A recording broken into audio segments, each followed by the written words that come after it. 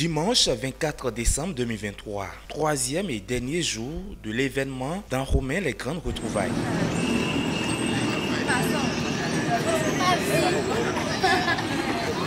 Tous en tenue de sport et précédés d'un groupuscule de femmes. Le maire Antoine Djedou et le président de la communauté de communes du Zou, Auguste Ayourin. Les deux hommes font partie du petit groupe de gens qui ont bien voulu exécuter le programme essentiellement sportif de la dernière journée. Vous savez que le sport, c'est la santé. Et une population qui soit toujours à vos côtés pour pouvoir organiser, participer à des fêtes, il faudrait que cette population soit en bonne santé. Donc c'est pourquoi les organisateurs, le président du comité et tous les membres ont décidé qu'après tant de tracasseries depuis plusieurs jours, il faudrait qu'on vienne faire du sport le dernier jour pour quand même se relaxer et pour pouvoir continuer la semaine en bonne forme. Si la population attendue n'était pas au rendez-vous pour la randonnée des Rugbadjavi, l'autorité communale et son équipe ont tout de même fait le tour de la ville à la marche.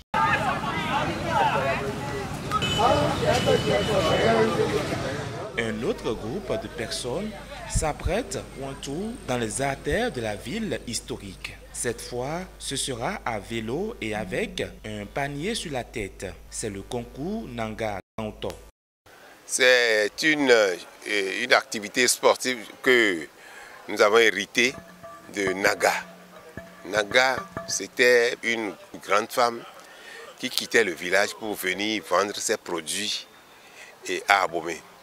Et en venant, elle avait tout son bagage, toute sa marchandise sur la tête, dans un panier. Et sur le vélo, elle conduisait son vélo sans toucher le panier. Donc c'est ce que les enfants ont vu, ils ont dit qu'ils vont l'imiter.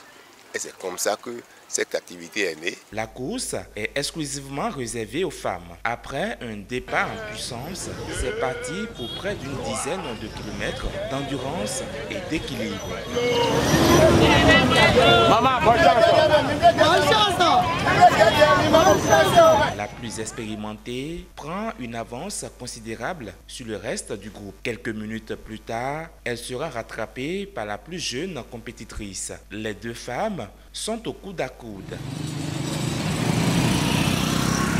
À l'issue du bras de fer, c'est la plus jeune qui finit en tête.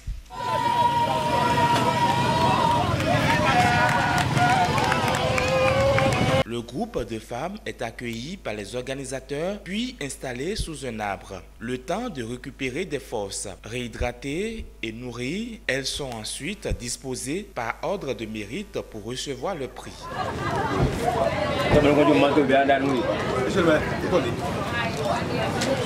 La championne Djedji Mélanie, qui s'est uniquement exprimée en langue fon, a confié qu'il ne lui a fallu qu'un jour d'entraînement pour cet exploit. Les grandes retrouvailles auront donc permis de révéler un grand potentiel à l'état brut. Que de retombées positives pour un événement préparé dans un si court délai. Je profite en même temps de votre micro pour remercier encore tous ceux qui ont participé à cette activité précipitée, je dis, mais cela a réussi. J'avais dit hier que c'était un défi qui était lancé au Rugbadjavi, mais je dis bravo à eux. Ils ont réussi. Et je sais que si on se lève, que ce soit la mairie, que ce soit le roi, nous aurons nos enfants derrière pour que Abomey soit une référence comme Abomey a été cette référence-là dans le monde entier, dans le Bénin. Et je vous remercie. Les yeux sont désormais tournés vers la suite de l'exécution de l'agenda de valorisation du patrimoine culturel et touristique d'Abomey.